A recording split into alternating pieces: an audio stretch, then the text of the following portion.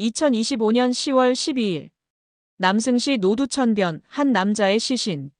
성폭력 전과자 김현우였습니다. 목엔 주사 자국, 혀는 잘려 있었습니다. 이 수법은 너무 익숙했습니다. 20년 전 사마귀 사건과 같았습니다. 사마귀, 이름은 정희신이었죠. 여성 아동 학대자를 잔혹하게 살해. 그녀를 검거했던 형사 최중호. 그는 다시 정희신을 찾았습니다. 조건은 두 가지였습니다. 연금주택 수감과 아들 수열만 대화. 엄마를 증오하는 경찰 차수열. 결국 팀장으로 합류했습니다. 두 모자는 23년 만에 재회했습니다. 수열은 차갑게 말했습니다. 정희신 씨 협조 요청입니다. 엄마 아닌 범죄자로 대했습니다. 정희신은 아들의 손 반지를 보고 결혼했음을 눈치챘습니다. 아이도 있니? 묻는 엄마. 수열은 단호히 선을 그었습니다. 정희신은 사건 자료를 보며 말합니다. 살인은 재미지 않니? 피냄새도. 분노하는 수열, 도발하는 이신. 두 사람의 대립은 시작이었습니다. 정희신은 말했습니다. 범인은 공판 자료를 봤다. 그 자료는 비공개였습니다. 누군가 훔쳐간 것이 분명했습니다. 변호사 입에서 나온 이름. 서구환이었습니다. 수열과 팀은 잠복합니다. 하지만 서구환은 도주했습니다. 그의 집에서 증거가 쏟아졌습니다. 심지어 정희신 편지까지. 그러나 필체는 달랐습니다. 서구환의 조작이었죠. 서구환은 형제 김태석을 학대했습니다. 아내와 아들을 위협했습니다. 급습한 수열은 아들을 구했습니다. 서구환은 체포됐습니다.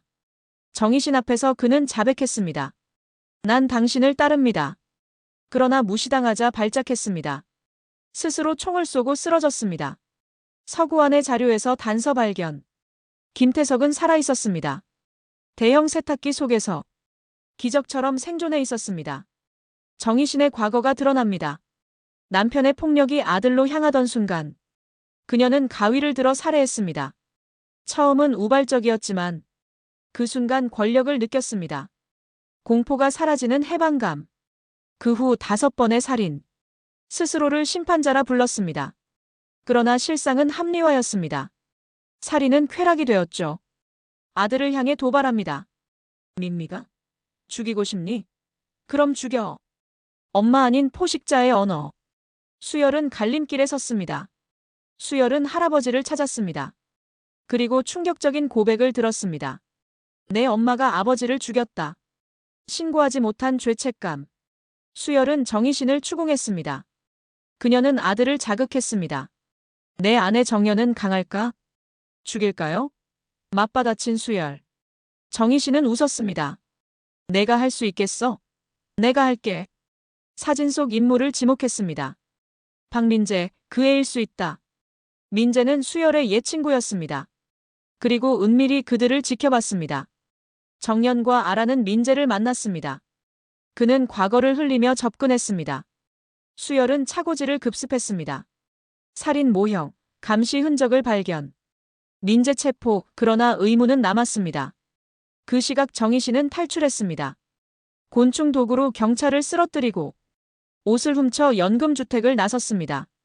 그리고 정연의 집 앞에 나타났습니다. 정연 씨, 안녕? 소름 돋는 한마디. 정연 앞에 선 정희신. 숨막히는 긴장감. 정연은 두려움과 용기 사이. 정희신은 그녀를 시험합니다. 동시에 수열은 민재를 신문합니다. 사마귀의 아들이 궁금하다. 민재의 말은 모호했습니다. 범인일까, 흔드는 조롱일까. 팀은 균열이 깊어집니다. 수열의 비밀이 드러나며 불신. 그러나 정연이 위험합니다.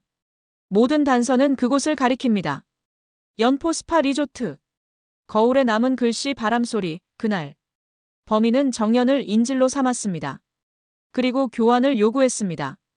박민재가 살해됐습니다. 진범의 손에 쓰러졌습니다. 수열은 고개를 숙였습니다. 엄마처럼 생각하겠다. 정희신은 진범과 통화했습니다. 살인이 서툴다 자극했습니다. 범인은 4번째 사건을 흉내냈습니다. 팀은 호텔로 급습했습니다. 비상벨을 누른 김나희. 범인은 눈앞에서 도망쳤습니다. 콧노래 단서가 드러납니다. 진범은 과거 현장에 있었습니다. 정체는 강연 중이었습니다. 어린 시절 학대당한 아이. 성인이 되어 신분을 바꿨습니다. 행방은 묘연했습니다. 치매 어머니의 증언. 아들은 화장을 즐겼다. 범인은 성형, 정신과로 넓어졌습니다. 그리고 충격의 순간. 팀은 수열의 비밀을 알았습니다. 정희신의 아들이란 사실. 배신감, 분노가 휘몰아쳤습니다. 게다가 피해자는 끝내 사망. 수열은 도망치듯 경찰서를 나섰습니다. 정연에게 모든 걸 고백했습니다. 내 엄마가 사마귀야. 그 피가 무서워. 아내 정연이 사라졌습니다. 알아 언니 집 간다 했지만 그곳엔 정연이 없었습니다.